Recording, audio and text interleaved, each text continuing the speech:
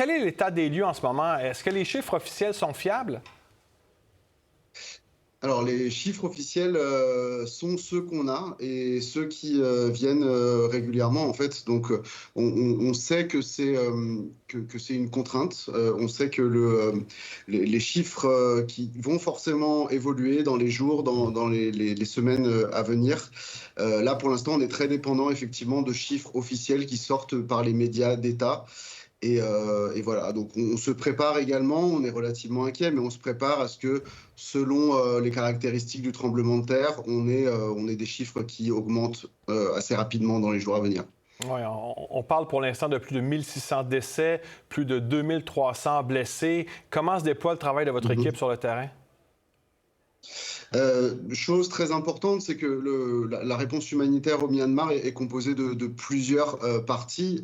Effectivement, donc il y a le travail qui est fait par les autorités du pays, il y a le travail qui est fait par la société civile, par les organisations locales qui répondent et qui sont les premières sur le terrain, qui sont soutenues par des ONG internationales comme Solidarité, à la fois en termes de support technique, en termes de mise à disposition de fonds, de ressources, etc. Et tout ça est soutenu de manière beaucoup plus large par le système de réponse et de coordination plus formel avec les Nations Unies, etc. Donc c'est vraiment une collaboration entre toutes ces parties prenantes. Encore une fois, dans le respect, on essaye des principes humanitaires et donc de pouvoir parler avec l'ensemble des parties prenantes pour construire l'accès et s'assurer de trouver les populations et pour ajuster les différentes phases de réponse. Donc là, en ce moment, très important sur tout ce qui est search and rescue, qui sont les éléments très, très course contre la montre des 48-72 premières heures.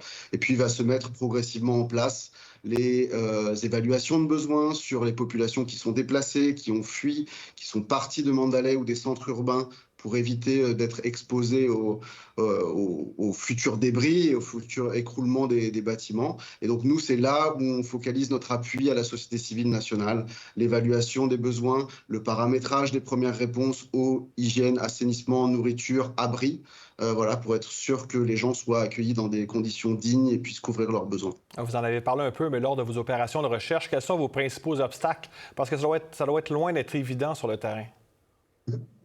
Alors nous, on n'est pas directement impliqué sur les opérations de recherche, c'est vraiment quelque chose sur lequel on fait très attention et c'est aussi un support qu'on essaye de donner à nos partenaires et à la société civile nationale où c'est beaucoup de bonne volonté, mais c'est pas forcément des organisations ou des volontaires qui sont formés.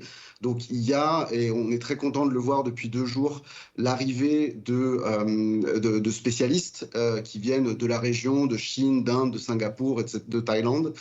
Et donc voilà, on compte vraiment sur eux pour être en lead sur ces aspects-là, pour aussi amener le matériel qui est nécessaire et qu'ils peuvent amener à petite échelle. Mais c'est vrai que ça reste très contraint. Là c'est beaucoup de débrouille en ce moment et on essaye au maximum d'éviter le surincident pour des bonnes volontés locales qui s'exposeraient éventuellement voilà, à des écroulements supplémentaires de bâtiments, etc.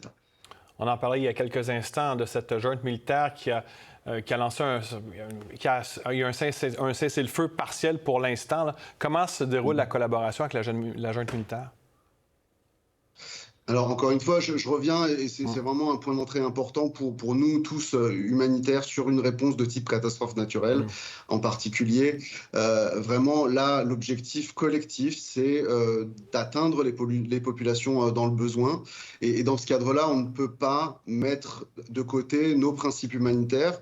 Mais le premier d'entre eux, c'est l'humanité et c'est le fait que des populations dans le besoin soient atteintes. Et donc, dans ce cadre-là, en fait, nous, on construit l'accès en prenant en compte les positions différentes des parties prenantes qui sont présentes. Donc effectivement, on essaye le plus possible de parler avec l'ensemble des interlocuteurs. De temps en temps, il faut aussi que ça soit de la coordination avec les autorités du pays. Voilà, encore une fois, là-dessus, on peut penser tout ce qu'on veut en termes politiques. Ce n'est pas le moment de mettre ça en avant. Il faut vraiment qu'on mobilise les options et une communication claire et une mobilisation en fonction des capacités. Comment voyez-vous les prochains jours? Je pense que là, on va encore être beaucoup dans des images, dans des moments vraiment très fortes et très marquantes en termes d'initiatives de sauvetage et de recherche. Ça va durer encore sûrement 48, peut-être 72 heures au maximum.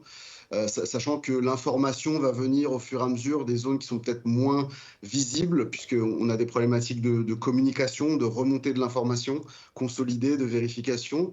Et puis, assez rapidement, va se mettre en place la première ligne de réponse pour les gens qui sont déplacés. Et très, très vite, on va devoir penser à ce qui vient après. Vu l'étendue des dégâts, il est fort probable que les gens ne puissent pas rentrer tout de suite, sûrement d'aller dans les centres urbains, etc. Donc, il va falloir trouver des solutions. Travailler aussi sur la solidarité qui est présente dans la société birmane pour pouvoir accueillir ces gens-là sur quelques temps. Quentin Rouverol de Solidarité internationale, merci beaucoup. Je vous remercie. Pour voir nos émissions en entier, rendez-vous sur la chaîne Ici RDI.